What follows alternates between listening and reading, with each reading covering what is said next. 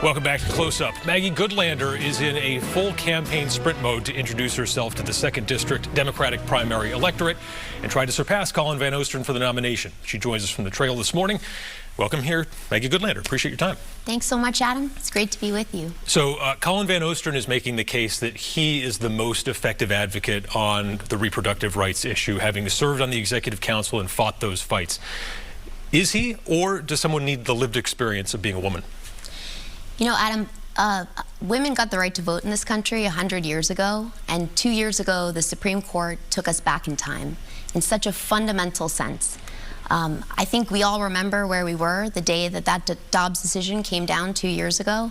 I was really proud to have served as a law clerk to Justice Stephen Breyer, who wrote the dissenting opinion in that case. And look, the day that decision came down, I was at the Justice Department. I was helping to stand up a reproductive rights task force dedicated to two basic propositions: that women in this country should get access to the health care that they need, and that doctors in this country should be able to provide that care without fear of prosecution. Today in America, too many women every single day are denied access to health care, and too many doctors are unable to provide health care. This is wrong.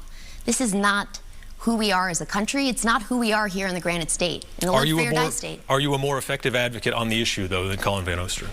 You know, I think my experience professionally puts me in a unique position. I got into this race because I know I can deliver for this district on day one.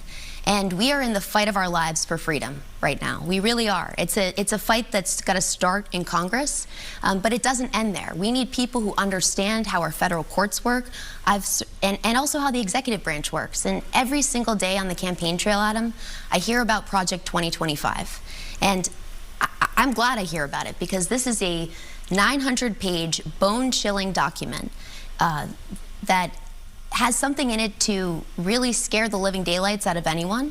But the only good thing about it is it's public, and we know what we're up against. We're going to be up against the possibility of a fully weaponized federal government. And I've served in all three branches of our government. I know how to do this job. This is a hard job in an unprecedented time. And I am the candidate with the experience to do this job on day one, and to fight with everything I've got for this district. And you know what? I do think representation matters. I think for far too long, we've had people making laws about women's bodies who don't understand them. And what I'd say about my personal experience, Adam, is that because of what I went through, this is a fight that I will never stop fighting. And I think, you know, it's about time that we had more women in Congress. Today, less than 30% women in the People's House. And I also think it's about time we had a woman in the White House. And I'm hopeful that that's going to happen this November. Roe allowed states to restrict abortion later in pregnancy, but suddenly that's off limits for Democrats. They say that shouldn't be the case. Why is that? You know, what I can tell you, my experience navigating, I was 20 weeks pregnant last year, and we lost our son. And I was lucky. I ultimately got access to the health care I needed. But what I was saying before, too many women are not getting access to that care because extreme judges and extreme politicians are standing in between women and families and their health care choices. There's no place for that. These are medical decisions, and doctors should be in the driver's seat together with the people themselves. Many Democrats believe the Supreme Court is the bigger problem, and obviously President Biden just came out with his plan to try and reform the Supreme Court and enforce some ethics rules and things like that. Can Congress, though, really take that kind of control of the judicial branch? You're a former constitutional law professor. Isn't this something the Supreme Court's just going to brush away?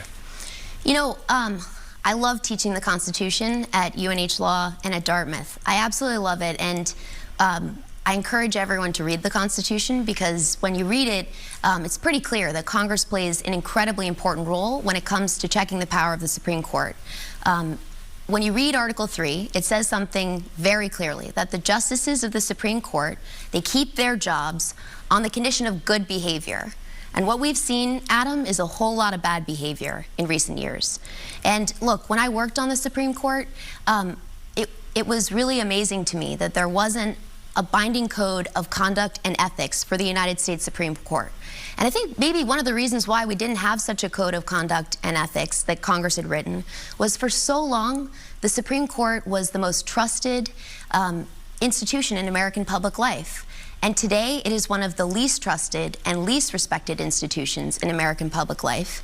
And that is itself a threat to the rule of law.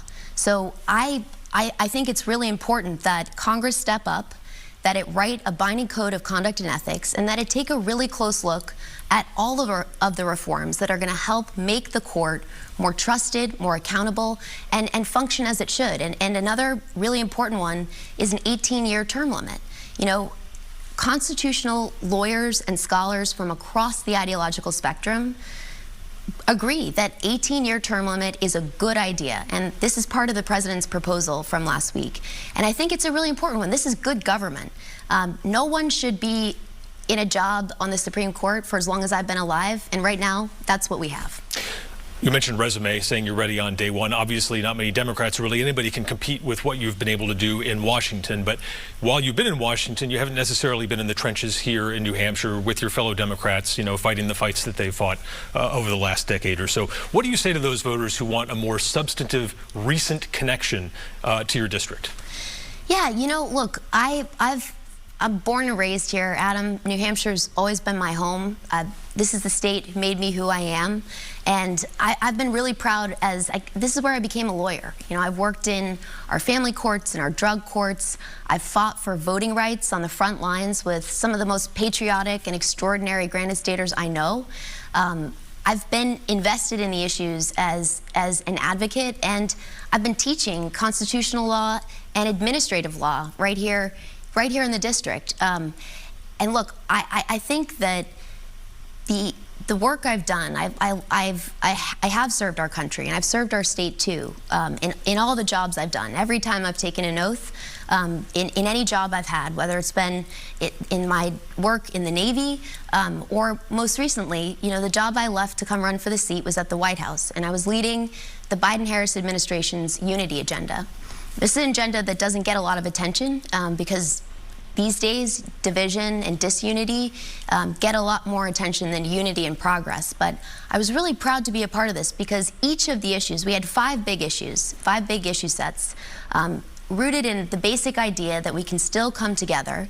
Democrats and Republicans can and must still come together to solve the biggest challenges in our country. So we had 5 pillars: ending the opioid epidemic, tackling our mental health crisis here in New Hampshire and across the country, fulfilling our sacred obligation to veterans, holding big tech companies accountable, and ending cancer as we know it. So these are 5 big challenges, all of which I hear about every single day on the campaign trail here in New Hampshire. And I was really proud of what we've been able to do so far. 400 pieces of bipartisan legislation were signed into law to advance the unity agenda. And your connection to the district, though, specifically to that, I mean, obviously there's an agenda and all of those things. For instance, your opponent, Colin Van Osteren, has lost a couple of races. He's stuck it out and lived here. You're renting in Nashua to run in this race. If you lose, will you stay, or are you going back to Washington? Adam, this has always been my home. I am proudly a 4th-generation Nashua girl, born and raised. From my living room today, I can see the shoe factory where my great-grandfather worked and the hospital where I was born on election day, actually. My mom voted before she went to St. Joe's to give birth to me. Nashua has always been my home. The state has always been my home. I will dedicate my life to fighting for this state, to fighting for our country. And look, the unity agenda, what I was getting at is each of these issues has a deep impact right here in New Hampshire. And so let me just give you one example, the PACT Act. This is a piece of legislation, the most significant piece of legislation that's been signed into law in my lifetime, giving veterans here in New Hampshire and across the country access to health care.